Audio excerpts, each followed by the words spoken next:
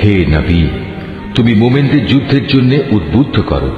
মনে রেখো, তোমাদের মধ্যে 20 জন লোকও যদি ধৈর্যশীল হতে পারে তাহলে তারা 200 লোকের উপর বিজয়ী হবে। আবার তোমাদের মাঝে এমন লোকের সংখ্যা যদি 100 হয় তাহলে তারা 1000 লোকের উপর জয়লাভ করবে। এর কারণ হচ্ছে তারা এমন জাতি যারা আল্লাহর শক্তি সম্পর্কে কিছুই বুঝে না। এই নিশ্চয়তা দ্বারা এখন আল্লাহ তাআলা তোমাদের উপর থেকে উদ্বেগ ও দুশ্চিন্তার বোঝা হালকা করে দিয়েছেন। যেহেতু তিনি একথা জানেন তোমাদের মধ্যে কিছু দুর্বলতা রয়েছে, অতঃপর তোমাদের মধ্যে যদি 100 ধৈর্যশীল মানুষ থাকে তাহলে তারা 200-র উপর বিজয়ী হবে। আবার যদি থাকে তোমাদের 1000 ধৈর্যশীল ব্যক্তি তাহলে তারা আল্লাহ তাআলার হুকুমে বিজয়ী হবে 2000 লোকের উপর। জেনে রেখো, আল্লাহ তাআলা ধৈর্যশীলদের সাথেই রয়েছেন। কোন নবীর পক্ষেই এটা শোভা পায় না যে তার কাছে বন্দীদের আটক রাখবে যতক্ষণ পর্যন্ত সে জমিনে রক্তপাত ঘটাবে এবং আল্লাহর শত্রুদের নিপাত না করে দেবে। আসলে তোমরা তো দুনিয়ার সামান্য স্বার্থটুকুই চাও, আর আল্লাহ তাআলা চান তোমাদের আখিরাতের কল্যাণ দান করতে।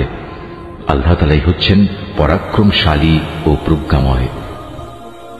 যদি এই ব্যাপারে আল্লাহ তাআলার কাছ থেকে পূর্বের কোনো ফরমান লেখা না থাকতো তাহলে বন্দীদের কাছ থেকে মুক্তিপণ হিসেবে তোমরা যা কিছু নিয়েছ তার জন্য একটা বড় ধরনের আযাব তোমাদের উপর পতিত হতো। অতএব যা কিছু তোমরা গনিমত হিসেবে লাভ করেছ নিঃসংকোচে তোমরা তা খাও, কেননা তা সম্পূর্ণ হালাল ও পবিত্র। তোমরা আল্লাহ তাআলাকে ভয় করো। আল্লাহ তাআলা অবশ্যই ক্ষমাশীল ও দয়ালু। হে নবী, তোমার হাতে যেসব বন্দী রয়েছে তাদের তুমি বলো, আল্লাহ তাআলা যদি তোমাদের দিলে ভালো কিছু গ্রহণের যোগ্যতা আছে বলে জানতে পান তাহলে তিনি তোমাদের ঈমানের এমন এক কল্যাণ দান করবেন যা তোমাদের কাছ থেকে মুক্তিপণ হিসেবে গৃহীত সম্পদের চাইতে অনেক ভালো, এবং তিনি তোমাদের গুনাহসমূহ মাফ করে দেবেন। আল্লাহ তাআলা ক্ষমাশীল ও দয়াবান। আর তারা যদি তোমার সাথে বিশ্বাস ভঙ্গ করতে চায় তাহলে তুমি ভেবো না, এরা তো এর আগে আল্লাহ তাআলার সাথেও বিশ্বাসঘাতকতা করেছে, এবং এ কারণেই তোমাদের তিনি তাদের উপর ক্ষমতা দান করেছেন। আল্লাহ তাআলাই হচ্ছেন জ্ঞানবান ও কুশলী।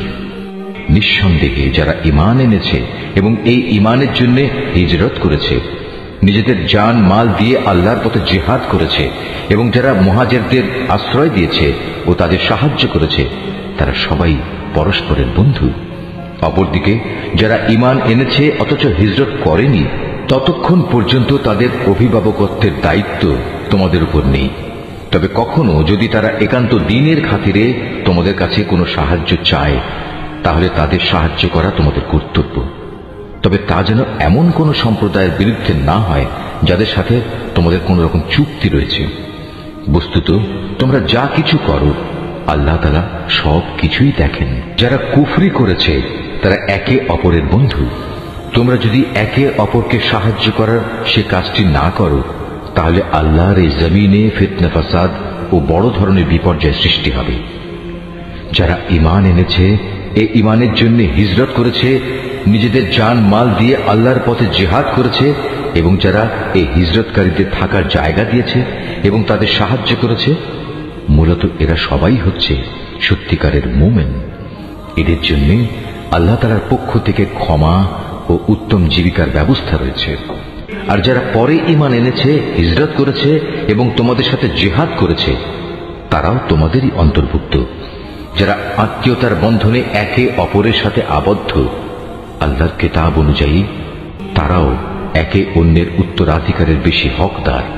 নিশ্চয়ই আল্লাহ তাআলা সব ব্যাপার জানেন।